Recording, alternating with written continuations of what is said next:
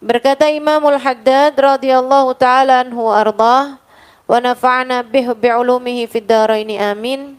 Bismillahirrahmanirrahim.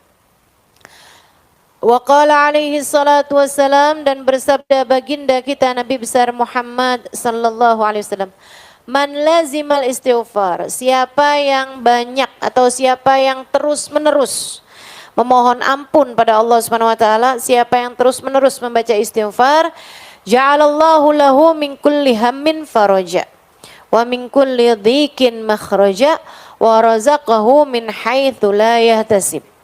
Siapa yang banyak istighfarnya, siapa yang menetapi istighfar, terus-terusan memohon ampun pada Allah Subhanahu wa taala, Allah akan jadikan setiap kesulitannya ada kemudahan dan setiap kesempitannya ada kelapangan, dan Allah akan beri dia rizki dari arah yang tidak dia sangka-sangka. Wa qala alaihi salatu wassalam, dan Nabi Muhammad sallallahu alaihi wasallam juga mengatakan, tuba liman wajada fi sahifatihi istighfaran katsira. Beruntung orang yang mendapati di dalam buku catatan amal perbuatannya ada banyak istighfar. Jadi di sini menceritakan, mengatakan bahwa orang tuh kalau banyak istighfarnya itu nanti setiap susahnya ada kemudahannya gitu. Enggak mungkin biarkan kesulitannya tidak disusul dengan kemudahan. Setiap susahnya pasti ada mudahnya. Sebab orang kalau banyak istighfarnya itu bisa diikutkan sebagai orang yang bertakwa. Kata Allah Subhanahu wa taala, orang yang bertakwa man yattaqillaha yaj'al lahu makhraja wa yarzuqhu min haitsu la yahtasib. Wa man yatawakkal 'alallahi fahuwa hasbuh. Innallaha balighu amrih qad ja'alallahu likulli syai'in qadra. Siapa yang bertakwa kepada Allah Subhanahu wa taala, Allah akan berikan setiap kesulitannya ada kemudahan, setiap kesempitannya ada kelapangan, dan akan Allah beri rezeki dari arah yang tidak dia sangka-sangka. Karena gini, orang tuh kan kalau yang disayang sama Allah, orang yang takwa, itu pasti itu Allah tuh yang namanya hidup memang pasti dikasih kesusahan teman-teman, udah pasti. Tapi kan nggak semua orang abisnya susah itu ketemu gampang, ketemu mudah, nggak selalu. Karena ada kesusahan-kesusahan yang menjadi ujian, ada juga kesusahan-kesusahan yang emang Allah kasih sebagai sebuah bentuk hukuman. Makanya kalau kamu lihat, saya kok hidup susah terus ya, ketemu sini susah, habis itu saya ambil pilihan ini susah, habis itu susah lagi, habis susah lagi. Nah itu bisa jadi kesusahan kamu tuh bukan ujian, tapi sebuah hukuman. Kenapa hukuman? Karena kamu salah milih jalan. Kita nih kalau nyasar, saudara sekalian, kalau nyasar kita tandai dengan kok jadi gelap, kok jadi ruwet, kok jadi susah. Saat itu kamu tahu bahwa wah ini salah nih jalannya nih. Kan begitu ya? Kamu kok jalan nih ngikutin map kadang-kadang tuh kan. Kadang-kadang inian nih aplikasi nih bawa kita kemana-kemana, tahu-tahu lo jalannya sempit bener ini. Pokoknya kalau udah ketemu kamu jalannya menyempit, jalannya susah, jalannya nggak bisa lewatin, kamu tahu bahwa kamu sudah salah jalan. Nah kalau kayak begitu kan, mestinya kayak gimana? Nah kamu ambil jalan yang benar, balik kepada jalan yang benar. Kalau kamu ketemu jalan yang benar, mau awalnya susah, terus lama-lama kan ketemu yang oh iya nih udah lewat nih jalan susahnya, ada longgarnya gitu, ada mudahnya. Nah itu berarti yang kemarin-kemarin saat lagi susah, itu artinya kamu sedang berada dalam ujian berupa kesusahan. Kan begitu? Nah kalau ada orang habis susah, nempuh lagi jalan lebih susah lagi, ngambil lagi jalan lebih susah lagi, terus dia bilang kok saya susah terus ini ya. Bisa jadi kamu itu salah kamu adalah bahwa kamu tidak mengambil keputusan-keputusan yang baik, sehingga akhirnya salah-salah terus-terusan. Kau udah salah-salah terus-terusan, bisa jadi saat kesusahan kamu tidak sedang berada dalam ujian, melainkan kamu sedang berada dalam hukuman. Misalnya, ini kayak dari tadi, ini Ustazah ngomong apa sih? Nih saya kasih contoh. Saya kasih contoh teman-teman. Pacaran.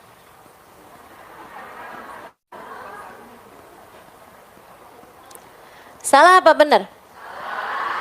Salah. Tapi dia ikutin. Akhirnya, nauzubillah, hamil. Susah apa gampang?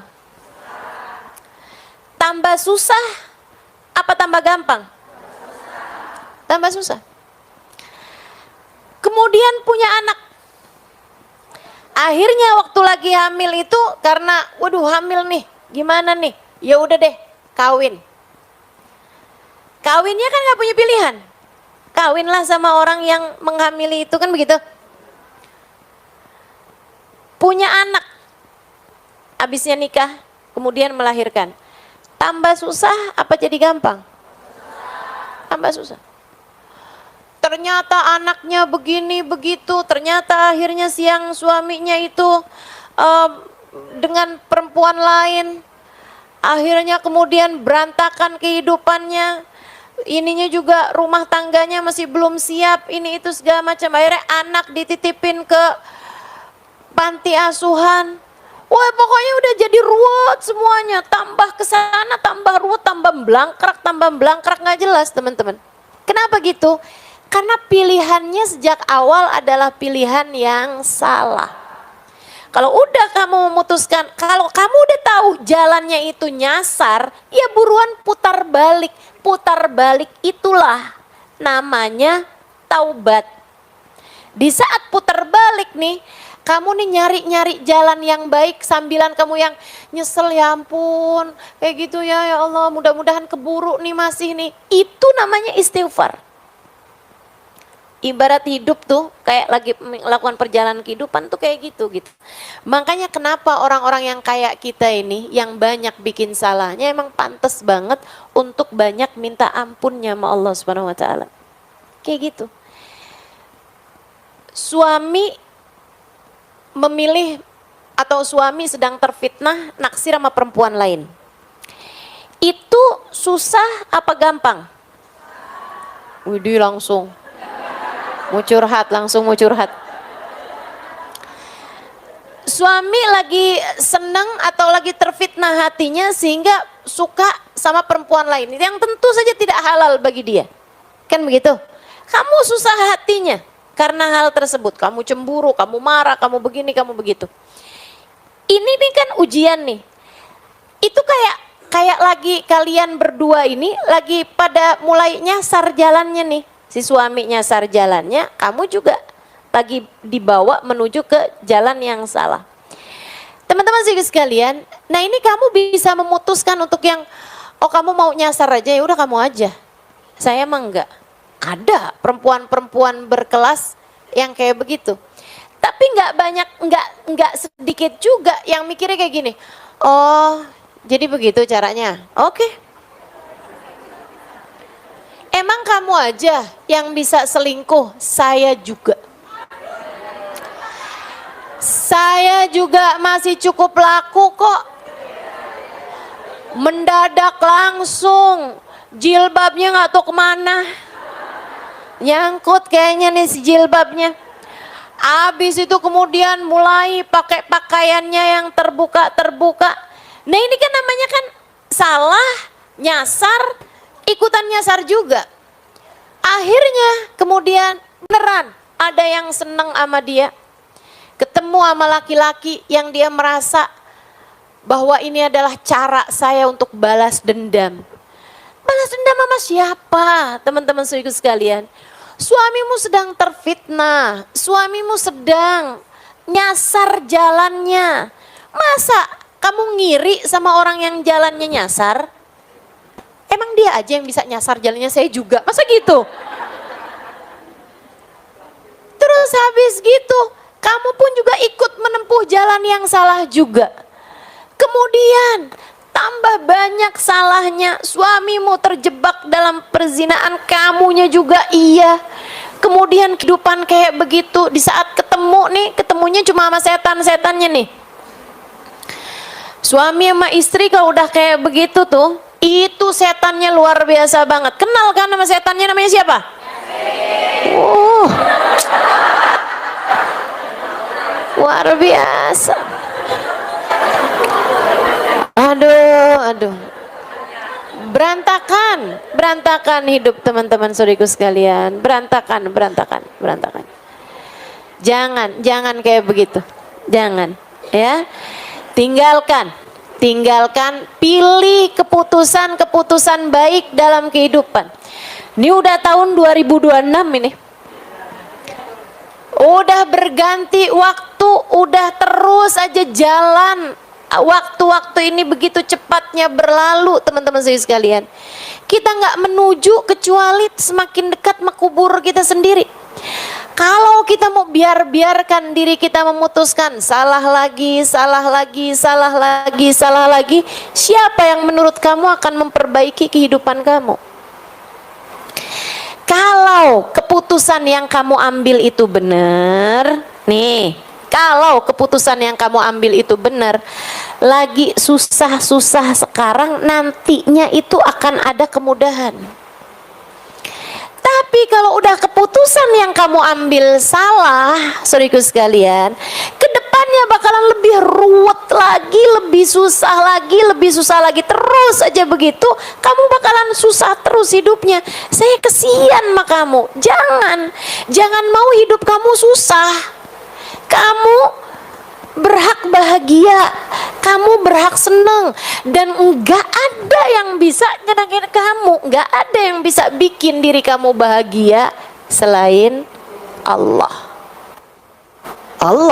Maka tidak ada, enggak ada yang bisa bikin hidup kita bahagia selain Allah Subhanahu wa taala. Baru kayak begitu salah jawabnya.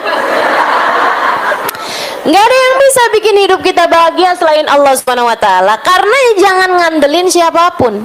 Kamu hanya perlu dekat sama Allah. Nah, sekarang gimana caranya mau dekat sama Allah nih? Kita udah terlanjur dosa kita udah banyak. Iya, istighfar, mohon ampun sama Allah, pendekatan lagi sama Allah, bersih lagi sama Allah. Kan gitu ya? Deketin lagi Allahnya. Kita seolah berkata, ya Allah, hamba-hamba yang pendosa nih, kayak kita ini, seringkali kayak mau deket sama Allah tuh kayak malu gitu, tapi kalau enggak deket sama Allah, ya kita tambah kotor. Kita kayak seseorang yang datang ke danau yang sangat jernih banget, tapi kita habis jatuh ke lubang, kita habis jatuh ke lumpur, sekalian.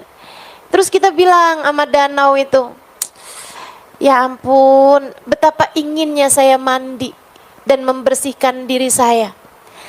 Tapi saya merasa malu, saya khawatir kotoran-kotoran saya akan dapat mengotorimu. Kamu cakep banget danaunya, indah banget, jernih banget. Saya sebenarnya kepengen mandi, bersih-bersihin diri. Karena saya tahu kamu dapat melakukannya, air yang bisa bersihin kita kan. Tapi kan kita dari kotornya tuh sampai ngerasa, ya ampun, ya apa nggak ngotorin danaunya nih, cakep kayak begini, saya mandi airnya jadi kotor. Tapi danaunya bilang, kalau kamu nggak nyebur, kapan ceritanya kamu bisa bersih? Kemarilah, mandilah, bersihkan dirimu. Sesudah itu kamu pun akan menjadi bersih, dan kamu gak usah perlu malu, sebab keindahanku, kejernihanku tak akan dapat kamu mengotorinya. Allah kayak begitu. Malu datang ke Allah bawa dosa lagi, Saya suka merasa kayak gitu, ya Allah, kapan ya ceritanya? Kapan ceritanya ada waktu di mana saya bisa datang kepada Allah tanpa mengadukan dosa-dosa saya gitu. Kapan ada ceritanya saya datang kepada Allah tanpa ada dosa yang saya khawatirkan, karena saya udah bersih dari dosa. Tapi ternyata saya dulunya tuh mikir kayaknya ntar kalau udah tuaan bisa bisa untuk mengatakan abu'u laka bi ni'matika alayya wa abu'u bi dzambi faghfirli fa innahu la yaghfiru dzunuba illa anta, hanya sekedar tawadhu, bukan sejatinya. Ya Allah, kau datang kepadaku dengan bergunung-gunung kenikmatan, sementara aku datang padamu dengan bergunung-gunung dosa. Tapi ya Allah, tak akan ada yang dapat mengampuninya selain Engkau, karenanya ampuni saya ya Allah. Sayyidul istighfar yang diajarkan Nabi Muhammad SAW. Saya dulu berpikir kayaknya saya mungkin kalau udah tua-tuaan saya bisa ngomong itu, tapi saya merasa bahwa itu adalah bentuk ketawaduan. Aslinya udah terhindar dari dosa-dosa. Tapi nyatanya sesudah setua ini, ternyata kata-kata itu masih menjadi fakta. Bahwa sampai dengan sekarang, tahun berganti, bulan berganti, hari berganti, terus berganti, saya masih mengatakan kalimat tersebut bukan sekedar bentuk ketawaduan, tapi kesejatian diri ini. Ya Allah, masih malu aja nih saya ya Allah.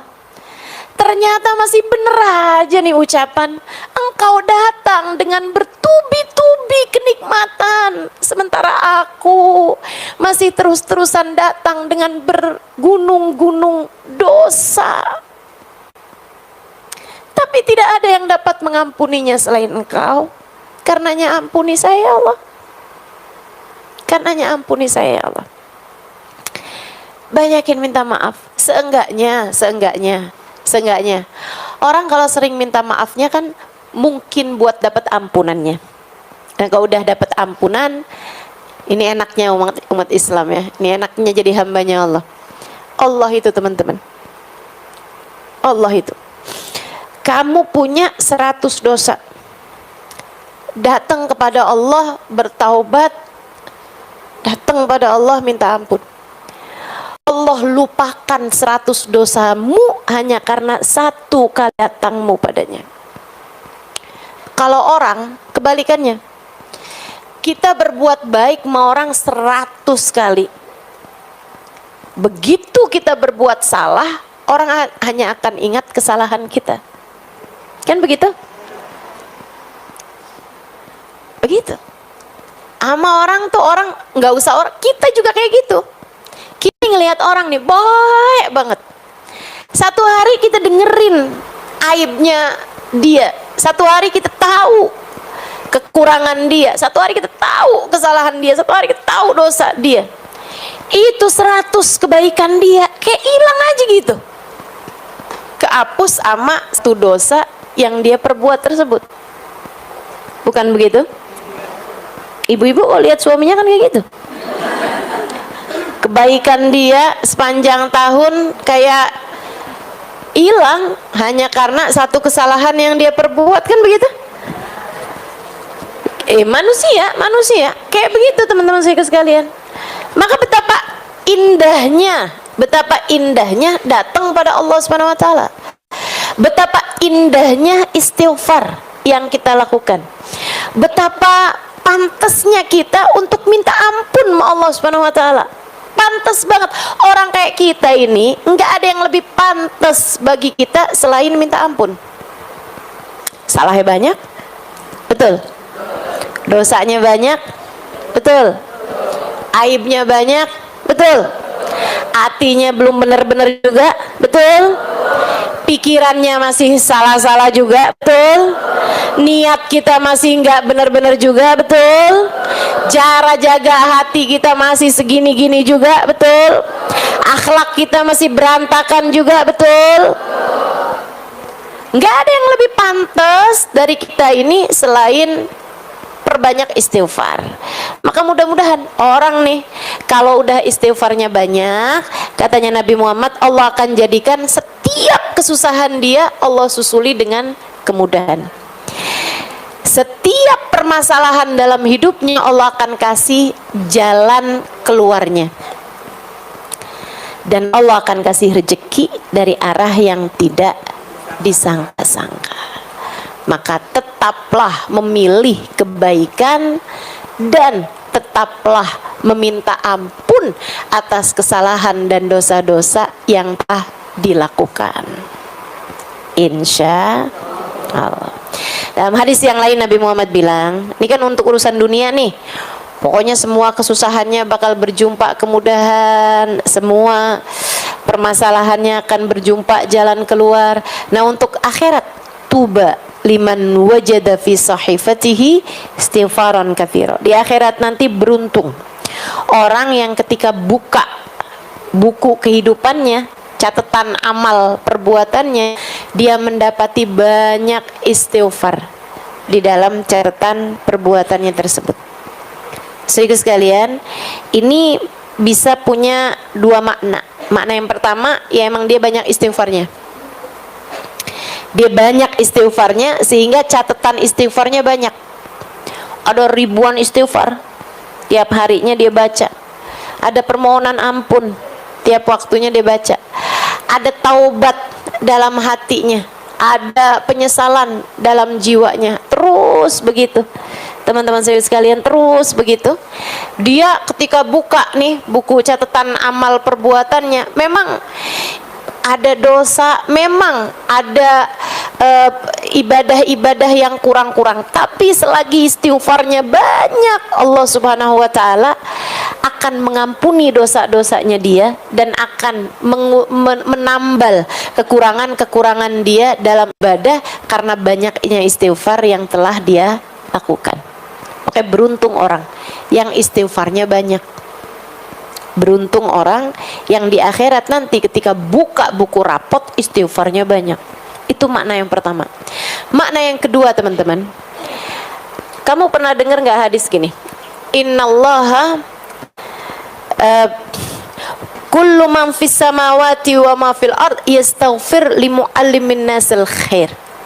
Sesungguhnya yang ada di langit dan yang ada di bumi dari makhluknya Allah Subhanahu wa taala memohonkan ampun untuk orang yang selalu mengajak orang lain berbuat kebaikan, untuk para pengajar-pengajar kebaikan, untuk para ustadz, para ustazah, para ulama yang selalu mengajak orang kepada kebaikan. Allah akan jadikan yang ada di alam semesta beristighfar baginya, hatta hitan fil bahr, sampai kepada ikan di lautan. Tapi Allah nggak sebut ikannya itu dengan bahasa samak. Ini salah satu dari hadis yang saya andalkan, teman-teman, yang saya harapkan.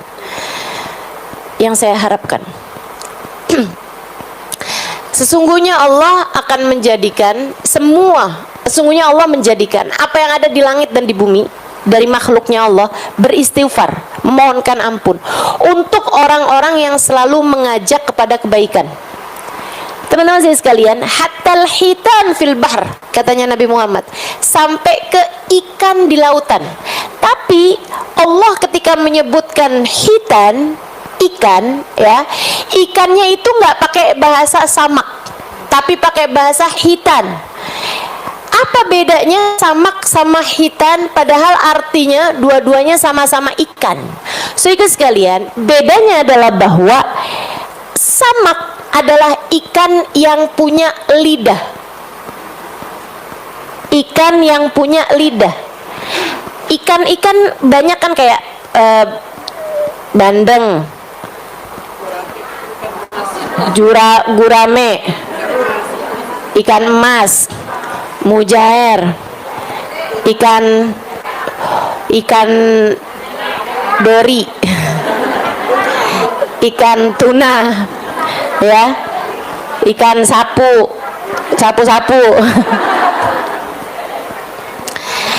Itu ikan-ikan yang punya lidah. Pernah ketemu nggak lidahnya ikan? Pernah. Pernah nggak kamu lihat lidahnya teri? Pernah lihat gak lidahnya teri? Nggak pernah kan? Itu teri bahasanya nggak samak tapi hitan. Kamu pernah nggak lihat lidahnya cumi-cumi? Nggak tahu tuh lidahnya yang mana gitu kan? Kamu pernah nggak lihat lidahnya udang? Nggak tahu lidahnya yang mana tuh udang. Nah itu ikan-ikan yang kamu nggak bisa lihat lidahnya, itu namanya hitan. Nabi Muhammad nyebutin ampe ikan yang nggak punya lidah di lautan beristighfar buat orang yang mengajar kebaikan. Makanya tuh kalau keterima doakan keterima. Saya bakalan jadi orang yang dapetin dalam catatan amal ibadah saya istighfar yang banyak. Kaget saya. Ini kayaknya bukan buku saya deh. Ini kayaknya bukan rapot saya nih malaikat om. Ini kayaknya bukan punya saya deh nih. Kenapa gitu Alimah? Wah istighfarnya banyak banget, jutaan istighfar. Mana keburu saya? Saya kayak nggak keburu istighfar segini banyaknya nih. Tapi kok tiap hari istighfar banyak banget, apalagi kalau hari Kamis.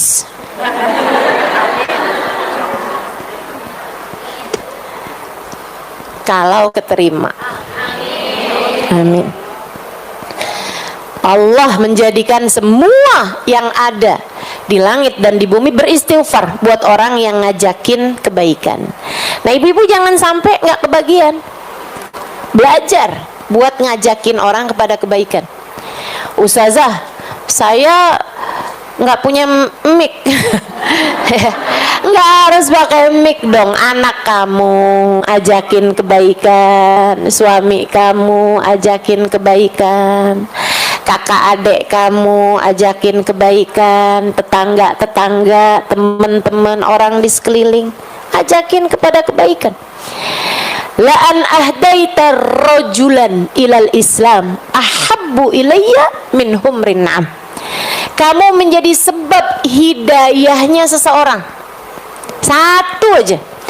Lebih aku sukai, kata Nabi Muhammad, daripada kamu menghadiahi aku rampasan perang berupa kuda-kuda perang berwarna kemerahan. Saudaraku sekalian, paling mahal tuh kuda perang berwarna kemerahan. Emang ada Ustazah kuda warnanya merah? Enggak, hitam. Warnanya hitam, tapi kuda-kuda perang yang mahal itu hitamnya hitam pekat, sampai kalau lagi kena cahaya matahari kelihatan tembaga warnanya, kayak marun-marun gitu warna kudanya. Itu namanya humrin na'am, teman-teman sekalian. Kuda perang berwarna merah.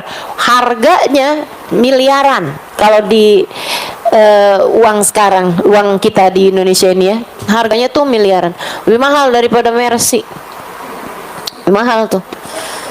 Lebih mahal daripada Al-Fatihah. Lebih mahal. Kuda-kuda perang yang warnanya merah. Nah, Nabi Muhammad SAW mengatakan, la an ahdaita rajulan ilal Islam ahabbu ilayya min humrin na'am.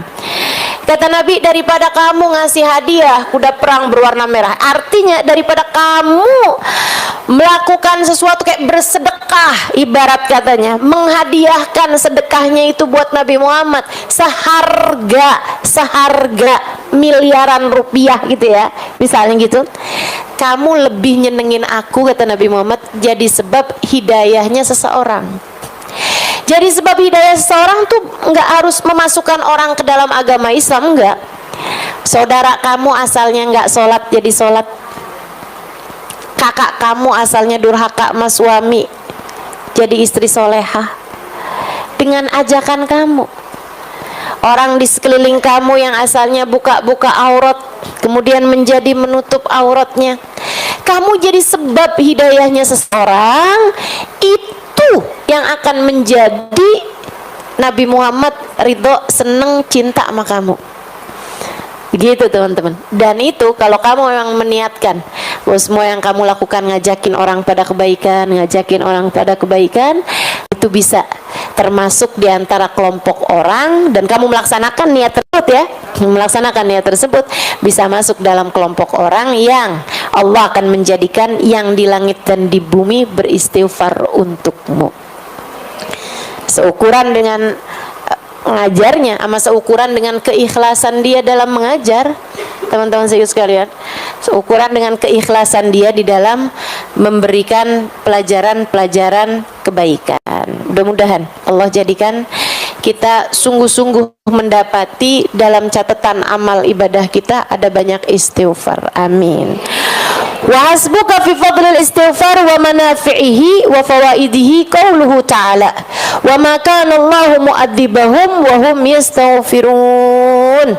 Dan Allah Subhanahu wa taala tidak akan mengazab satu kaum selagi mereka beristighfar. Ayatnya itu diawali dengan wa ma kana Allahu liya'adzibahum wa anta fihim wa ma kana Allahu mu'adzibahum wa hum yastaghfirun. Kata Allah Subhanahu wa taala, wa ma kana Allahu mu'adzibahum wa anta fihim. Kami tidak akan mengazab satu kaum. Allah tidak akan menurunkan azab kepada satu kaum selagi engkau wahai Nabi Muhammad berada di antara mereka. Kami tidak akan mengazab suatu kaum selagi mereka selalu beristighfar. Waktu Nabi Muhammad meninggal dunia, ada banyak para sahabat menangisi ayat ini. Ada banyak para sahabat menangisi ayat ini. Mereka bilang, ya Allah, kita sekarang sudah kehilangan satu sebab terangkatnya azab, yaitu baginda Nabi Muhammad SAW. Kita harus menguatkan yang satu lagi, yaitu istighfar. Itu sebabnya wali-walinya Allah SWT, terutama di zaman-zaman akhir, mereka itu teman-teman saudaraku sekalian lebih memilih untuk diangkatnya azab dari umat dibandingkan dengan tampaknya karomah-karomah mereka. Mereka daripada kelihatan kekeramatannya, bisa ini bisa itu, mereka lebih memilih gak usah ya Allah, gak usah kau perlihatkan keramat kami kepada orang-orang, jadikanlah kemuliaan kami adalah terangkatnya azab kepada umat ini ya Allah.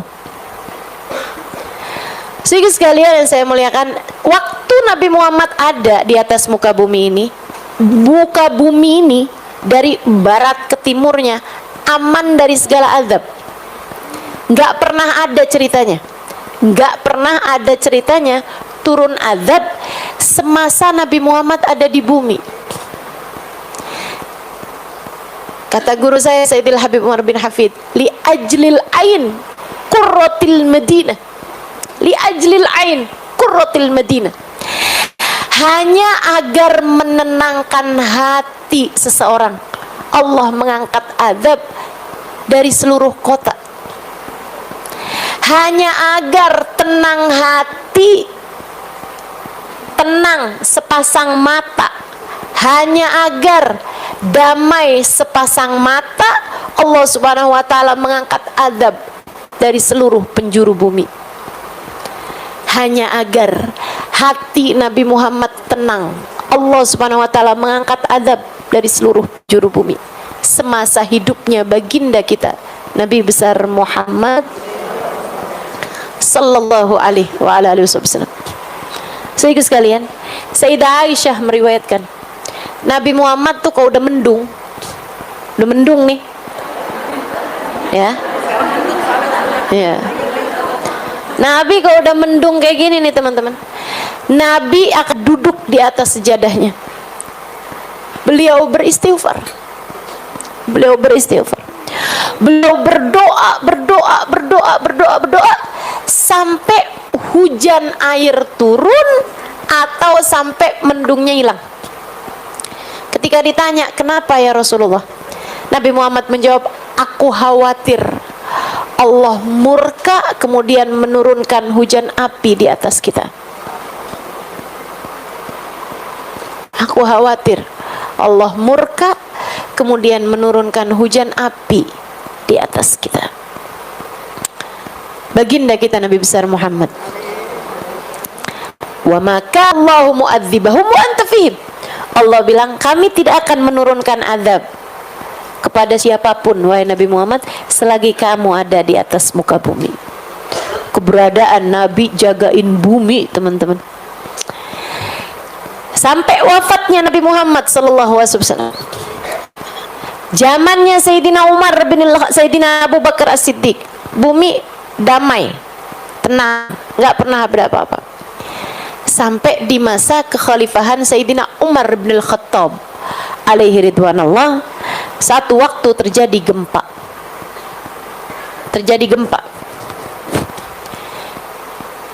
Di kota Madinah. Sayyidina Umar keluar bawa pecut. Kemudian dia hentakkan, dia pukulkan pecut tersebut, cambuk, dibawa cambuk, dia pukulkan cambuk itu ke atas bumi. Kemudian beliau bilang, ala a'dil fawqaka ya ardallah, ala a'dil fawqaka ya ardallah, bukankah aku telah adil di atasmu ini wahai buminya Allah? Bukankah saya telah adil di atasmu ini wahai bumi Allah? Langsung tenang, gempanya berhenti dan tidak pernah terjadi gempa lagi semasa hidupnya Sayyidina Umar bin Al-Khattab alaihi ridwanallah. Hamba-hamba tercinta di sisi Allah Subhanahu wa taala mengangkat bala dari umat. Saudaraku sekalian, termasuk juga kamu kalau dicinta sama Allah, kamu bisa mengangkat bala sekurangnya dari diri kamu, atau bahkan sekurangnya dari orang-orang di sekeliling kamu. Makanya kalau ada orang-orang di sekeliling kamu masih belum benar, masih kena bala, masih ada hal-hal yang maksudnya masih ada kayak bencana apa segala macam di dalam kehidupan kamu, itu cara Allah juga memperingatkan bahwa kamu belum segitunya tercinta di sisinya. Belum segitunya tercinta di sisinya. Sehingga sekalian, saya pernah ceritakan sama kamu orang perempuan, saya nggak tahu teman-teman masih ingat apa nggak ingat. Enaknya cerita sama ibu-ibu kan kayak gitu. Dulu nggak tahu, habis itu diceritain terus lupa. Jadi kapan aja boleh cerita. Dulu ada seorang perempuan, ada seorang laki-laki, ya. Dia tuh penasaran siapa sih jodoh dia gitu. Kok kayaknya udah sampai umur udah hampir 50-an tahun nggak nikah-nikah, ada aja halangannya sampai nggak nikah-nikah. Kok soleh, laki-laki soleh, bahkan ya kayak waliullah lah gitu ya. Seorang ulama, beliau datang mengajar kemana-mana, tapi nggak ada jodohnya gitu. Kayak ada aja halangannya, nggak ketemu jodohnya. Akhirnya satu hari dia doa kayak gini nih, ya Allah, kalau emang saya ini nggak takdir nikah di dunia, ya Allah, saya mau kau kasih tahu saya jodoh saya di surga. Gitu. Aneh doanya ya. Para jomblo nggak usah doa kayak gitu. Nggak usah. Kayak segitu putus asa kamu gitu. Jangan.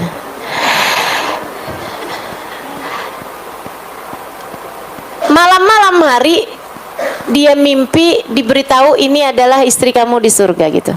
Namanya Fulanah bintu Fulan al-Fulani di daerah Fulani gitu. Dikasih tahu sampai tempatnya segala. Dia pun ada ngajar, ada dakwah gitu ke daerah tersebut, ya. saat dia pergi ke kota itu, misalnya gitu, kasih tahu jodoh kamu nih dari Bogor misal gitu ya. Pas dia lagi di Bogor itu, habis selesai majelis, dia nanya, ada yang kenal nggak sama Fulan bin Fulanah bintu Fulan al Fulan? Nggak ada yang kenal. Besoknya dia pergi ke Jonggol misal, maksudnya tuh Bogor tapi yang dalamnya gitu, dalamnya lagi, kampungnya lagi gitu. Nah di sana dia nanya lagi gitu, habis selesai dia nanya, ada nggak yang kenal sama Fulana bintu Fulan al Fulan? Habis selesai majelis ya, ada tuh pemuda, dia bilang, saya kenal tapi ada ya Syekh nanyain tentang dia. Kenapa emangnya? Itu Syekh seorang perempuan penggembala kambing, tinggal di lereng gunung, lereng bukit, nggak punya tetangga, nggak punya apa-apa. Perempuan aneh yang kayaknya sebatang kara juga gitu. Kayak kita semua nggak ada yang tahu juga kehidupan dia kayak gimana, sebatang kara aja gitu di rumahnya dia gitu. Jarang-jarang komunikasi, kayak kholwat aja gitu sendirian di rumahnya. Oh, di mana rumahnya? Kasih tahu rumahnya, besoknya siang-siang gitu ya. Pergilah ke sana. Pergi ke sana kelihatan tuh atas satu lereng gunung ada satu rumah itu aja. Mau masuk ke dalam rumah, dia heran sama sebuah pemandangan. Apa itu? Ada serigala sama kambing lagi elus-elusan, lagi sayang-sayangan. Pikiran kamu jangan kotor, sayang-sayangan kayak ibu sama anaknya gitu, kayak ibu sama anaknya gitu kan sekali lihat tuh anak kambing, apa namanya, kucing lagi dielus-elus sama emaknya kan itu tuh. Nah ya, kayak gitu loh. Tapi ini serigala sama kambing, aneh banget kan dia ngelihat pemandangan itu. Akhirnya dia ketok pintu. Assalamualaikum ya Fulanah bintu Fulan al Fulani, sebutin namanya. Gak ada jawaban. Assalamualaikum ya Fulanah bintu Fulan al Fulani. Gak ada jawaban juga. 3 kali. Assalamualaikum warahmatullahi wabarakatuh ya Fulanah bintu Fulan al Fulani. Dalam nyaut suara perempuan. Waalaikumsalam warahmatullahi wabarakatuh ya Fulan bin Fulan al Fulani. Tahu juga dia. Yang datang siapa dia tahu. Warahmin inda babi, dan pergilah dari pintuku, bukan di sini tempat kita bertemu. Cie. Lain urusannya nih.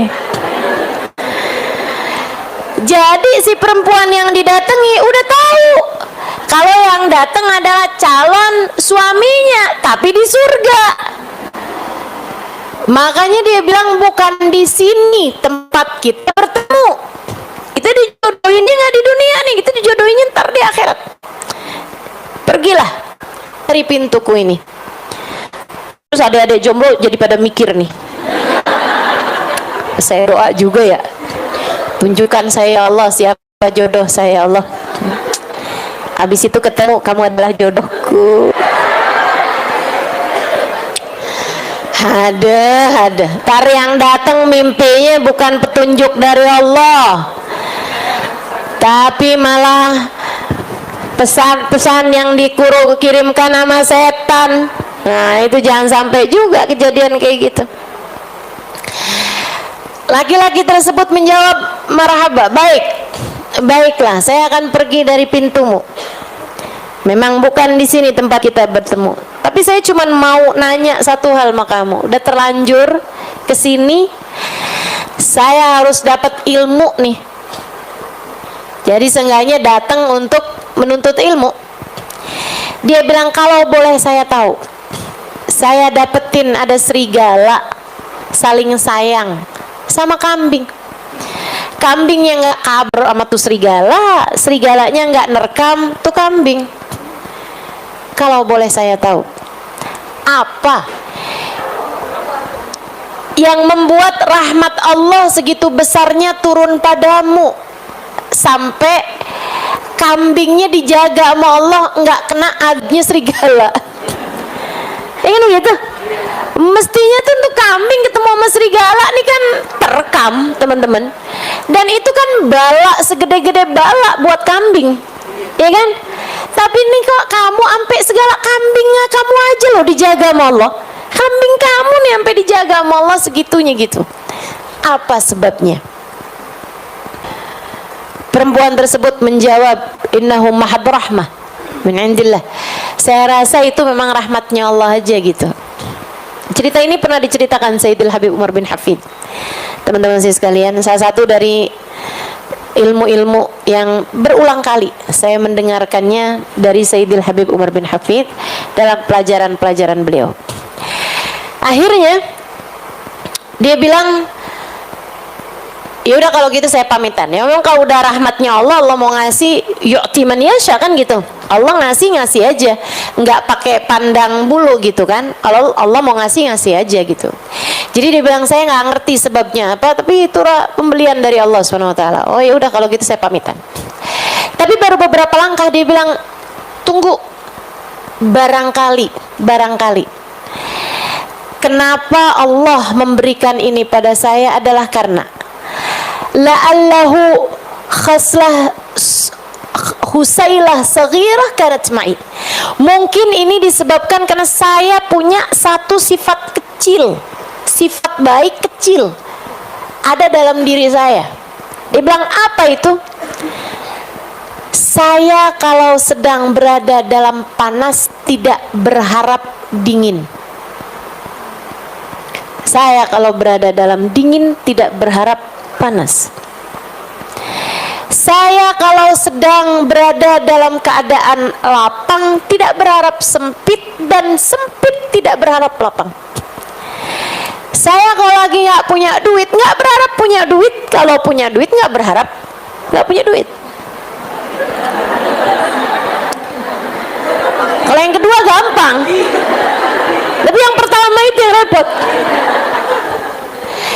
Saya kalau sedang sehat nggak berharap sakit, ya iya. Tapi saya kalau sedang sakit pun saya tidak berharap sehat. Saya tahu apapun yang Allah Subhanahu wa Ta'ala tetapkan adalah yang terbaik, sehingga saya menerimanya dengan penuh sukacita. Saya rasa itulah sebabnya kenapa Allah Subhanahu wa Ta'ala menurunkan rahmatnya pada saya. Laki-laki tersebut mengatakan, innahu laisat khusailah, innaha khaslah kabirah. Itu sih bukan sifat kecil, itu adalah sifat besar yang tidak dimiliki kecuali oleh para hamba-hamba terkasih, tercinta di sisi Allah. Kamu bagaimana? Ya Allah, terima tuh, gampang. Maksudnya orang yang hidupnya pandai menerima keputusan-keputusannya Allah Subhanahu wa Ta'ala, ridho sama keputusan Allah, Allah pun mudah untuk ridho kepada hamba tersebut. Nih teman-teman sekalian, sebab diangkatnya azab. Jadi ada orang-orang di atas muka bumi ini yang menjadi sebab diangkatnya azab. Perempuan ini nih jadi sebab diangkatnya azab kepada binatangnya, bahkan kambingnya aja sampai Allah angkat azabnya di itu yang seharusnya pantas-pantasnya didapat ketika berjumpa sama serigala, begitu kan? Sehingga sekalian, waktu Sayyidina Umar bin Abdul Aziz hidup dan memerintah khilafah Islamiyah, enggak ada kambing diterkam serigala sekekuasaan beliau. Coba tuh liatin. Emang kalau pemimpin baik tuh pengaruhnya buat umat tuh besar sekali. Maka kita doakan mudah-mudahan Allah kasih pemimpin baik buat kita. Dan kalau ada pemimpin jahat, mudah-mudahan biarkan mereka berhadapan dengan Allah Subhanahu wa Ta'ala. Biarkan Allah Subhanahu wa Ta'ala yang menyingkirkannya dari kita tanpa repot-repot usaha kita untuk menyingkirkannya. Amin. Amin ya rabbal alamin. Saudaraku sekalian yang saya muliakan, ini nih Sayyidina Umar bin Abdul Aziz. Makanya satu waktu ada serigala mendapati kambingnya diterkam, ada penggembala mendapati kambingnya diterkam sama serigala. Dia lagi di tengah-tengah gembalaannya, dia dapetin ada yang teriak kenceng banget, dia samperin ke sana, ternyata salah satu kambingnya diterkam sama serigala. Beliau langsung pegang kepalanya seraya mengatakan, "Mat Amirul Mukminin ya Nas, mata Amirul Mukminin Umar bin Abdul Aziz. Ayo kita semuanya pergi ke kota. Amirul Mukminin Umar bin Abdul Aziz meninggal dunia." Dan benar. Sebab semasa hidupnya Amirul Mukminin Umar bin Abdul Aziz jadi penyebab Allah angkat bala dari semua negerinya. Rakyatnya semua dijaga Allah Subhanahu wa ta'ala karena keadilan, kesolehan, rahmat yang Allah Subhanahu wa ta'ala berikan kepada Sayyidina Umar bin Abdul Aziz. Subhanallah. Jadi hari di mana kambing itu dimakan oleh serigala, hari itulah menjadi petanda bagi penggembala kambing bahwasanya Umar bin Abdul Aziz meninggal dunia. Sedikit sekalian, kita nggak mau lagi mengoreksi penguasa-penguasa kita. Katanya Nabi Muhammad, sebagaimana rakyatnya seperti itulah pemimpinnya. Ya, emang kitanya juga kayaknya belum benar-benar amat juga ya, ya kan? Nah, korupsi di mana-mana, taan di mana-mana, kezaliman di mana-mana. Ya wajar aja lah kalau masih punya pemimpin kayak begitu. Meskipun kita akan terus berusaha untuk berdoa, tapi sekurangnya biar keberadaanmu mengangkat bala dari orang di rumahmu sekurangnya. Suami kamu biar dijauhkan dari bala karenamu. Jangan malah kamu jadi sebab balanya dia. Sejak kawin sama kamu saya sial mulu, astagfirullah. Astagfirullah. Semoga kamu jadi sebab terangkatnya bala dari kedua orang tuamu.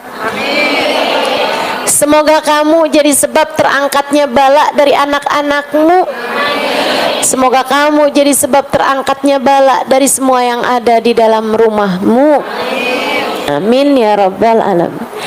Nah itu sebab Nabi Muhammad, keberadaan beliau di satu tempat menjadi sebab terangkatnya bala, bahkan dari seluruh penjuru bumi.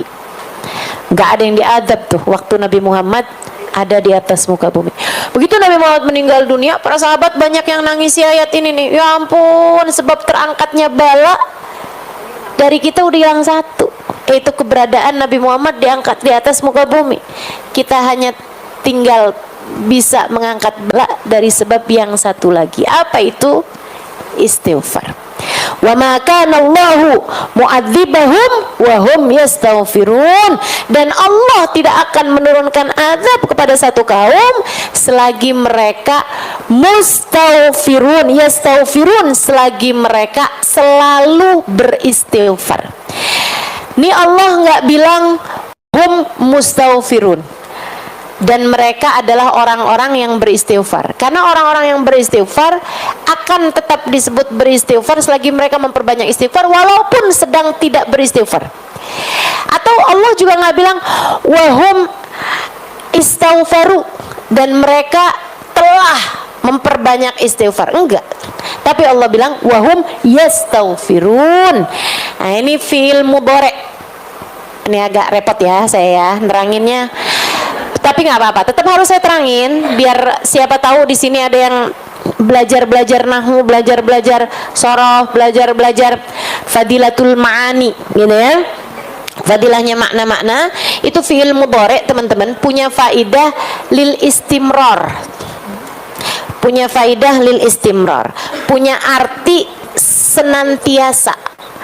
Makanya Allah ketika menceritakan bahwa Allah bersolawat kepada Nabi Muhammad nggak pakai fi'il madhi. Allah nggak bilang Allah, sungguhnya Allah dan segenap malaikatnya telah bersolawat, nggak gitu, tapi pakainya innallaha wa malaikatahu yusalluna 'alan nabi. Yusallun pakai fi'il mudhari, punya faidah sedang, senantiasa, dan selalu. Ya, punya faedahnya salah satunya adalah dengan senantiasa, punya arti senantiasa. Artinya Allah tidak akan menurunkan azab kepada satu kaum selagi mereka selalu senantiasa beristighfar. Istighfar yang banyak. Biar Allah angkat azab. Angkat azab dari dirimu. Karena dosa-dosa ini pantas bikin kita diadab sama Allah. Mudah-mudahan Allah angkat azab dari kita ini, teman-teman. Biar Allah angkat azab dari rumah tanggamu. Biar jadi rumah tangga yang terjaga. Nah, itu mesti banyak istighfarnya, mesti banyak istighfarnya. Apalagi kita nih di bulan ini ya, bulan Rajab, emang bulannya istighfar, teman-teman. Ini alhamdulillah walaupun tanpa rencana, tapi memang Allah Subhanahu wa taala jadikan kita bahas urusan istighfar pada bulannya istighfar. Itu kayak Allah lagi mau bilang gitu, kurang apa nih? Kurang apa? Kalau enggak istighfarnya kamu perbanyak juga, mau nungguin apa lagi? Diajarin buat memperbanyak istighfar pada bulannya istighfar. Mudah-mudahan Allah anugerahkan pada kita kemampuan untuk mengamalkannya, hidayah dan taufik untuk dapat mengamalkannya, insyaallah. Amin ya rabbal.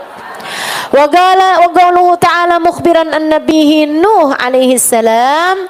Dan juga fadilahnya istighfar banyak banget nih. Ucapannya Nabi Nuh alaihi salam dalam surat Nuh,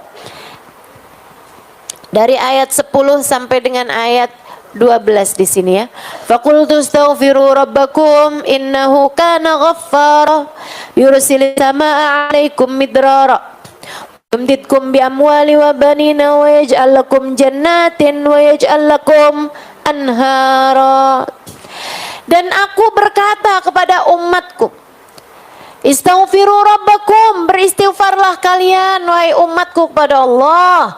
Mohon ampunlah kalian semuanya kepada Allah. Innahu kana ghaffara, sesungguhnya Allah adalah zat yang maha memberikan ampunan. Kamu harus beristighfar kepada Allah. Kenapa? Biar kamu diampunin. Itu sebab utamanya. Kamu punya banyak dosa, kamu perlu banyak ampunan, makanya beristighfarlah pada Allah Subhanahu wa taala. Mohon ampun sama Allah Subhanahu wa taala. Innahu kana ghaffar, Allah Maha Pengampun. Teman-teman saudaraku sekalian, Habib Umar pernah dalam salah satu majelisnya membahas hal ini nih. Saya gak lama mikirin ini dan jadi sebab ketakutan sekaligus harapan. Salah satu dari hal-hal ini, teman-teman, ucapan-ucapannya ulama, ucapan-ucapannya orang-orang soleh, itu jadi kayak obat buat kita. Ada seorang sahabat saya bilang, dia bilang subhanallah, memang ucapan orang soleh, ucapan ulama itu jadi kayak obat buat kita. Kita nih kadang-kadang kayak ibu-ibu nih, kayak nerima ilmu, asal jangan pakai penolakan ya. Asal kayak hati kamu tuh jangan ada keraguan-raguan terhadap apa yang saya ajarkan, gitu kan? Jangan sampai ada di hati kamu, sudah Halimah nih ngomong, saya ngomongnya doang. Emang ustadzanya sekarang udah kayak gimana sih?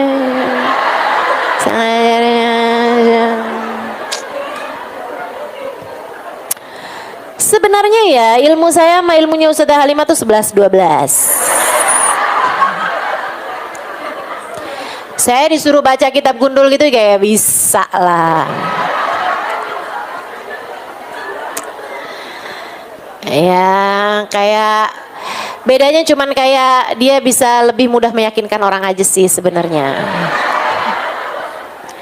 Jangan ada perasaan-perasaan kayak begitu sama orang yang mengajarkan kepadamu kebaikan. Jangan punya perasaan kayak yang diulang-ulang mulu, ceritanya itu mulu. Ini ya Ustazah Halimah cerita yang ini nih kayak udah ke 579 lah. Hati-hati, jangan ya. Tapi selagi kamu mendengarkannya dengan rasa menerima ilmu tersebut, kayak yang iya ya, ya ampun, mudah-mudahan ya, gitu ya. Walaupun kamu ngerasa kayak yang ketika datang hari-hari itu, duh saya ini udah banyak ngaji tapi kok kayak gini-gini mulu ya. Kayak kamu ngerasa nggak ada manfaatnya gitu. Kayak kamu ngerasa ilmu yang sudah didapat selama ini tuh kayak nggak banyak mengubah kamu gitu.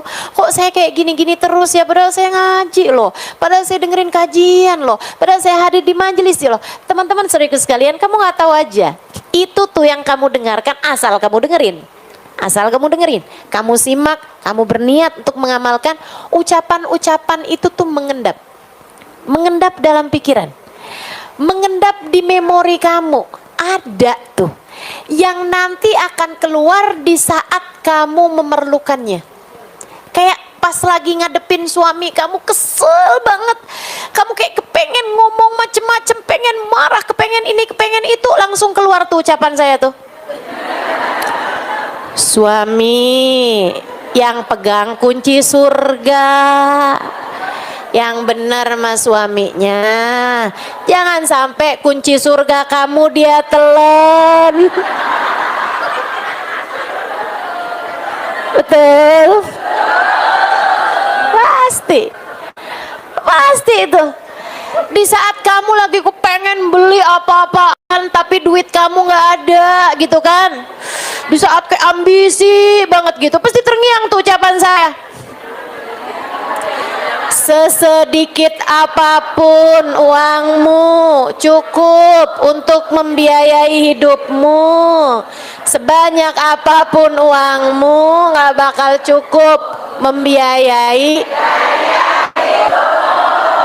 Kalau kepengen hidupnya tenang, damai, jangan banyak. Iya kan? Yakin tuh saya, pas kamu lagi scroll Shopee, tanggal-tanggal ganjil kayak hari ini. Ya Allah, ya Allah. Obat, teman-teman saudaraku sekalian, ucapan-ucapan ulama obat. Maksudnya ucapan-ucapan yang tentu saya mungkin bukan ulama amat ya. Ubaru.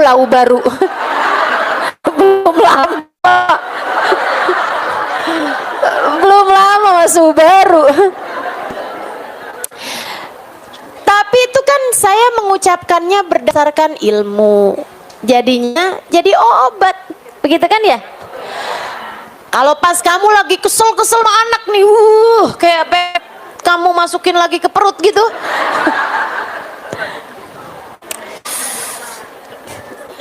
Rasanya kayak udah marah banget, kesel banget gitu. Tiba-tiba terlintas tuh ucapan, anakmu bukan milikmu, anakmu miliknya Allah. Kalau kamu berbuat jahat sama dia, yang punya bakalan marah sama kamu. Kan itu? Nah, tuh inget-inget ucapan-ucapan. Saudaraku sekalian yang saya muliakan. Jadi obat buat kita sekalian nih. Jadi obat buat kita sekalian. Saudaraku sekalian saya muliakan. Termasuk saya gitu juga tuh. Ucapan guru-guru saya, ucapan para ulama-ulama. Jadi obat buat kita sekaliannya gitu. Buat saya, buat ngingetin. Salah satu dari ucapan Sayyidil Habib Umar bin Hafid yang seringkali jadi obat buat saya nih. Ini saya kasih tahu. Katanya Habib Umar dalam salah satu kajian beliau, Innallaha la yubali. Habib Umar bilang, kamu jangan pikir Allah tuh cuma punya sifat 99 itu aja. Asmaul Husna tuh sifat-sifatnya Allah. Apalagi kalau kamu nyangka bahwa sifat-sifatnya Allah ya hanya sifat wajib, sifat mustahil, sifat jaiz, itu enggak gitu. Kata Habib Umar bin Hafid, sifat-sifatnya Allah banyak. Salah satu dari sifatnya Allah Subhanahu wa taala, ada Allah punya sifat la yubali. Allah tidak peduli. Allah tidak peduli. Salah satu sifatnya Allah adalah la yubali, Allah tidak peduli. Allah tidak peduli nih teman-teman saya sekalian. Allah nggak peduli kamu anaknya siapa. Allah nggak peduli kamu muridnya siapa. Allah nggak peduli kamu ibunya siapa. Bahkan Allah kalau lagi benar-benar marah, kadang-kadang gak peduli kamu umatnya siapa, Allah cabut hidayah tersebut hingga kamu tidak lagi jadi umatnya Nabi Muhammad sallallahu alaihi wasallam. Allah gak peduli. Allah gak peduli. Allah gak peduli. Sebagaimana Allah juga gak peduli kalau lagi mau ngasih juga Allah gak peduli. Allah gak peduli seberapa besarnya dosa-dosa kamu. Kalau Allah udah ridha, Allah udah senang, Allah ampunin aja semuanya dan Allah tidak peduli. Mau orang nih dosanya segede-gede gunung Uhud sekalipun, mau kayak hampir bumi ini dia penuhi dengan dosa, bukan hanya dosa kecil tapi dosa besar sekalipun, andai ada orang ngebunuh begitu banyak orang sekalipun, kalau Allah ridho sama dia, kalau Allah mau sama dia, kalau Allah kemudian mengampuni dosa dia, Allah ampuni aja dan Allah nggak peduli. Hajjaj bin Yusuf, teman-teman saya sekalian, membunuh lebih daripada 70.000 wali. Nggak main-main. Di zamannya Sayyidina Hasan al-Basri, di zaman habisnya Nabi Muhammad SAW, arogan, pemimpin arogan, zalim, dia bisa membunuh hanya karena satu lembar bulunya yang jatuh. Kayak nggak ada sebab apa-apa dia mau bunuh-bunuh aja gitu. Hajjaj bin Yusuf. Saudaraku sekalian saya muliakan, tapi kita nggak bisa menghukumi Hajjaj bin Yusuf sebagai ahli neraka atau bakalan kayak apa di dalam nerakanya, kita nggak pernah tahu. Kenapa gitu?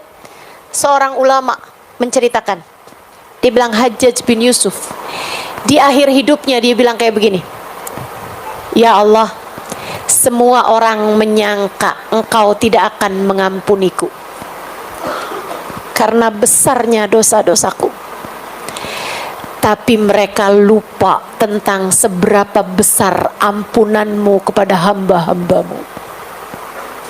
Ya Allah, dan aku tidak pernah lupa itu. Dan aku tidak pernah lupa itu. Aku tetap, ya Allah, aku tetap punya keyakinan bahwa seperti apapun besarnya dosa-dosaku, engkau begitu mudah memaafkanku, maka ampunilah aku ya Allah. Dan itu jadi ucapan terakhirnya Hajjaj bin Yusuf sebelum meninggalnya. Kita nggak tahu apa akhirnya keputusan Allah Subhanahu wa taala buat Hajjaj bin Yusuf. Tapi teman-teman saudariku sekalian, ini ngajarin kepada kita bahwa andai pun Hajjaj bin Yusuf dosa nyampe udah kayak begitu, kalau Allah Subhanahu wa taala mau mengampuni, yang lain bisa apa? Yang lain bisa apa? Andai dosa kita udah kayak dosanya Hajjaj bin Yusuf sekalipun gitu, dan alhamdulillah kita kan nggak pernah bunuh orang seenggaknya. Paling nyamuk yang kita bunuh, ya kan? Ya nggak bunuh orang kita. Kita nggak ngerjain dosa kayak apa gedenya gitu kan? Teman-teman sekalian, asalkan kamu sungguh-sungguh minta kepada Allah Subhanahu wa taala ampunan, mungkin banget dosa kamu itu diampuni sama Allah Subhanahu wa taala, mungkin banget. Maka jangan pernah putus asa dengan seberapapun besarnya dosamu. Dek, kak, nak, bu, nek, semua aja, siapapun kamu yang mendengarkan ucapan saya, jangan pernah putus asa dari besarnya dosa-dosamu. Allah kalau mau ngasih kamu ampunan, Allah tidak peduli. Allah kalau mau ngampunin, Allah nggak peduli. Tapi juga jangan main-main sama Allah, karena sekecil apapun dosamu, sesedikit apapun dosamu, kalau Allah mau perhitungkan, Allah tidak peduli. Kalau Allah mau perhitungan sama satu dosa saja cukup untuk membuatmu tergelincir kaki saat melewati jembatan Siratal Mustaqim suatu hari nanti, dan Allah tidak peduli. Allah tidak peduli. Allah nggak peduli. Ya Allah, ya Allah. Allah nggak peduli seberapa banyak kita ngaji. Allah nggak peduli seberapa banyak ibadah yang sudah kita kerjakan. Kalau Allah murka aja. Tapi Allah juga nggak peduli seberapa besar dosa-dosa kita. Kalau Allah mau kesian sama kita, Allah mau rahmati kita, Allah mau sayangi kita, Allah juga nggak peduli.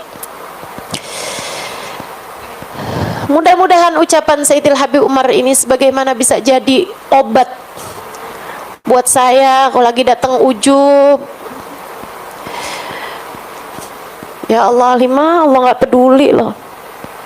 Seberapa besar kamu udah ngajar, seberapa banyak kamu udah pergi kemana-mana, kalau Allah nggak peduli, Allah nggak peduli aja. Jadi obat mudah-mudahan penyakit kita. Jadi obat juga kalau kita lagi kayak putus asa, orang kayak saya gitu, ngarepin begini, ngarepin begitu. Orang kayak kita dosanya banyak, tapi kita ngarepin ntar di akhirat ketemu sama Nabi Muhammad, kira ada nggak pantas gitu. Tapi kan Allah nggak peduli. Tapi Allah nggak peduli. Mudah-mudahan Allah tidak peduli kepada dosa-dosa kita, aib-aib kita, buruknya akhlak kita. Semoga Allah tetap berkenan untuk memberi kepada kita. Amin ya rabbal alamin. Astaghfiru rabbakum innahu kana ghaffara. Beristighfarlah kalian kepada Allah Tuhan kalian, sesungguhnya Allah Subhanahu wa taala Maha mengampuni dosa. Yursilis sama alaikum midrara. Allah bisa banget nurunin hujan dengan sangat deras di saat musim kemarau tiba.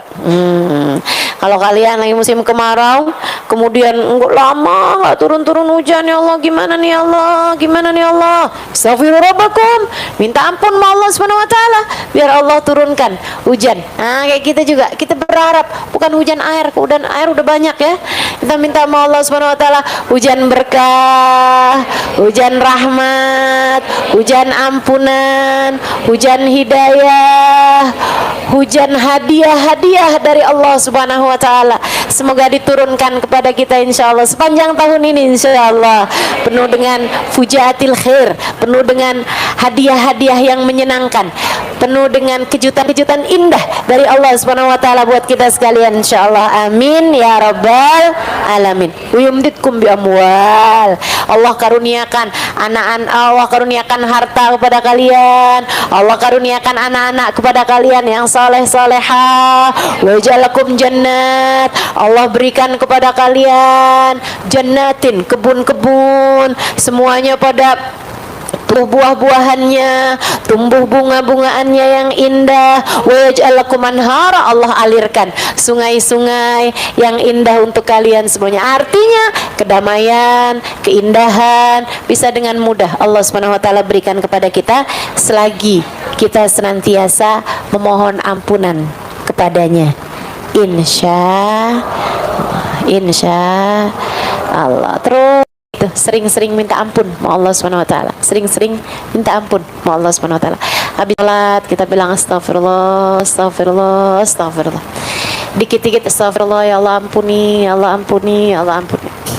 Bangun tidur istighfar, mau tidur istighfar, dalam berbagai macam keadaan. Emang paling bagus banget tuh 3 hal itu. Katanya ini juga nih ucapan yang obat ini ya, Sayyidil Habib Zain bin Smith. Kata Habib Zain, orang zaman sekarang nih selamatnya dengan 3 hal. Orang zaman sekarang selamatnya dengan 3 hal. Apa tuh Bib? Sedekah fis sirri wal i'lan. Banyakin sedekah, baik sedekah yang rahasia ataupun sedekah yang terang-terangan ya. Banyakin sedekah. Itu sedekah ngangkatin bala, bisa jadi sebab keselamatan kita. Kemudian yang kedua, kathratul istighfar. Banyakin istighfar. Banyakin istighfar. Kasratus sadaqah fis sirri wal i'lan, kasratus sadaqah Fisri wal i'lan. Kemudian lagi yang keduanya tadi kathratul istighfar, banyakin istighfar. Dan yang ketiganya kathratus salah ala nabil mukhtar, perbanyak membaca salawat pada baginda Nabi besar Muhammad sallallahu alaihi wasallam. Ketiga hal tersebut kalau kamu perhatikan jalan hidup kamu nih, tiga hal ini insyaallah banyak kemungkinan selamatnya hidup kita di atas muka bumi ini. Mudah-mudahan bisa diamalkan, amin ya rabbal alamin. Wassallallahu ala sayyidina Muhammadin wa ala wasallam. Alhamdulillahirabbil alamin. Bulan Sya'ban. Nah, ini ya, kita di bulan Rajab banyak istighfar. Pokoknya terus aja tuh kerjain tuh yang habis subuh sama habis maghrib. Kemudian lagi yang hari-hari kita juga perbanyak minta ampun sama Allah. Di majelis-majelis belakangan ini juga saya sering membahasnya masalah perbanyak istighfar dan taubat pada Allah Subhanahu wa taala. Minta ampun sama Allah Subhanahu wa taala. Lagi kumpul-kumpul banyak orang, banyakin minta ampun sama Allah. Kamu juga habis selesai sholat malam, minta ampun sama Allah buat kamu, buat orang-orang di rumah kamu, buat keluarga kamu, buat sahabat-sahabat, buat semua umat Islam. Doain biar semuanya pada diangkat semua sama Allah Subhanahu wa taala, diampuni dosa-dosanya insyaallah, amin ya rabbal alamin. Dan karena nanti masuk bulan Sya'ban, teman-teman saya sekalian, bulan Sya'ban itu katanya Sayyidil Habib Zain bin Smith, Habib Zain mengibaratkannya sama pengantin ya. Kata Habib Zain, ini kayak ibarat pengantin tuh bulan Rajab, bulan bersih-bersih, bulan mandi, bulan cakep-cakepin diri deh, bulan bersih-bersihin kotoran-kotoran, daki-daki ini semua nih, keringat-keringat ya. Nah, kalau kita mau jadi pengantin tuh kan ada namanya di spa, di sauna, di tangas, di lulur, di ratus, di apaan aja tuh kan, buat katanya biar keringetnya, daki-dakinya pada keluar, begitu kan ya, buat bersih-bersihin badan, dimandiin, pakai bunga berapa macam rupa, kayak sabun berapa macam inian gitu kan, wangi-wangiin, dibersih-bersihin kan begitu. Nah, kalau masuk bulan Sya'ban, syahrut tahalli. Jadi bulan Rajab syahrut takhalli, bulan bersih-bersih, bulan ngosong-ngosongin dari dosa-dosa, bulan nyapu-nyapu, bulan nyapu-nyapu, ngangkatin sampah-sampah. Itu pada bulan Rajab. Teman-teman saya sekalian, sebulan, mudah-mudahan jadi bulan yang cukup untuk Allah Subhanahu wa taala melihat kesungguh-sungguhan kita dalam mohon ampun pada Allah Subhanahu wa taala. Kemudian masuk bulan Sya'ban, syahrut tahalli, bulan berhias. Bulan Rajab bulan berhias, bulan Sya'ban bulan berhias. Ibarat pengantin, kamu udah mulain tuh pilih-pilih bajunya yang mau dipakai, gitu kan? Mulai hias-hias, mau nyari kan gitu ya? Nyari sendalnya, nyari sepatunya, nyari ininya, nyari hiasan-hiasan rumahnya. Kita berhias-hias nih, mulai nih ngecat temboknya rumah kita, mulai ngecat, bagus-bagusin kamar, mulai berhias-hias. Kita di bulan Sya'ban. Nanti bulan suci Ramadan, bulan mulai naik ke pelaminan, bulan kamu bersanding dengan Allah Subhanahu wa taala. Karenanya yang enggak bersih-bersih di bulan Rajab kayak orang jadi pengantin tapi baru habis jatuh ke lumpur. Jangankan pasanganmu, ama satpam aja kamu udah diusir dari gedungnya. Siapa nih?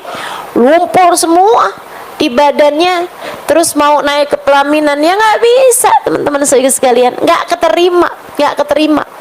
Makanya kalau kamu ngerasain, kenapa ya ini bulan Ramadan loh ini, tapi kok saya malah ngerjain dosa, tapi kok saya susah mau ibadahnya, kayak berat banget nih saya ngerjain ibadah di bulan suci Ramadan. Itu teman-teman, karena kamu nggak cukup persiapannya. Rejebnya nggak benar, rejebnya nggak benar. Makanya guru saya, Kiai Haji Maimun Zubair, beliau bilang, liatin, orang kalau bagus rejebnya, bakalan bagus Ramadannya. Orang kalau bagus Ramadannya, bakalan bagus 11 bulan sesudahnya. Makanya kamu kalau kepengen benerin nih sepanjang tahun nih bakalan bener, bener mulai nih dari bulan Rejeb ini nih. Kamu benerin diri di bulan Rejeb, ntar bener bulan Ramadannya. Kalau bulan Ramadannya bener, Ramadan ila Ramadan kafarah lima bainahuma. Bulan Ramadan ke bulan Ramadan berikutnya ngapusin dosa di antara tengah-tengahnya. Ngejagain 11 bulan sesudahnya dengan bagusnya Ramadan kita. Teman-teman sekalian, yuk kita belajaran nih, insyaallah mudah-mudahan. Bulan Rajab istighfar, taubat, minta ampun sama Allah Subhanahu wa taala, bersih-bersih dari segala dosa, ninggalin dosa, minta maaf sama orang-orang yang pernah kita zolimi nih di bulan Rajab. Nanti masuk bulan Sya'ban, bulan kita berhias. Maksudnya gimana Ustazah? Bu, Kak, Dek, Nak, berhias pakai apa? Sebenarnya bukan pakai apa, tapi pakai siapa? Hiasan semesta, bahjatud dunia wazinatuha, keindahan semesta dan hiasan terindah di semesta bernama Sayyiduna Muhammad. Sayyiduna Muhammad. Kamu pengen berhias, menghiasi diri kamu biar cantik, biar patut, biar pantas, biar enak dilihat sama Allah Subhanahu wa taala. Kamu mesti miripin diri kamu sama Nabi Muhammad sallallahu alaihi wasallam. Kamu mesti deketin diri kamu sama Nabi Muhammad sallallahu alaihi wasallam. Bulan Sya'ban, bulan kamu mendekat kepada baginda Nabi besar Muhammad sallallahu alaihi wasallam. Deketin Nabi. Deketin Nabi. Gimana caranya deketin Nabi? Praktekkan Nabi dalam dirimu. Maksudnya gimana Ustazah? Akhlaknya coba pakai dalam akhlakmu. Akhlaknya Nabi memaafkan, belajar buat mudah maafin orang. Akhlaknya Nabi gak marah walaupun ada orang berbuat kayak gimana sama beliau. Belajar buat gak gampang marah, belajar buat gak gampang tersinggung. Pakai akhlak Nabi dalam diri kamu. Pakai sunnah-sunnah Nabi dalam dirimu. Nabi Muhammad salah satu sunnahnya mudah tersenyum. Ini hal kecil kayaknya, tapi nggak kecil. Kalau kamu ketika melakukannya, niat kamu memiripkan diri kamu sama Nabi Muhammad, sehingga senyum kamu nggak pakai tanggal. Sama suami senyumnya nggak pakai tanggal, nggak pakai abis ngeliat angka di transferan kamu baru bisa senyum, nggak pakai gitu. Karena senyum kamu nggak terkait sama yang itu, senyum kamu terkait sama baginda Nabi besar Muhammad sallallahu alaihi wasallam yang telah mensunnahkan tersenyum kepada kita sekalian. Kata para sahabat, faqad ra'ayna ma ra'ayna ahadan. Saya udah perhatiin semua orang, saya nggak pernah lihat ada orang senyumnya lebih banyak dan lebih indah daripada baginda Nabi besar Muhammad sallallahu alaihi wasallam. Nggak ketemu orang senyumnya lebih manis daripada Nabi Muhammad. Nggak ketemu orang senyumnya lebih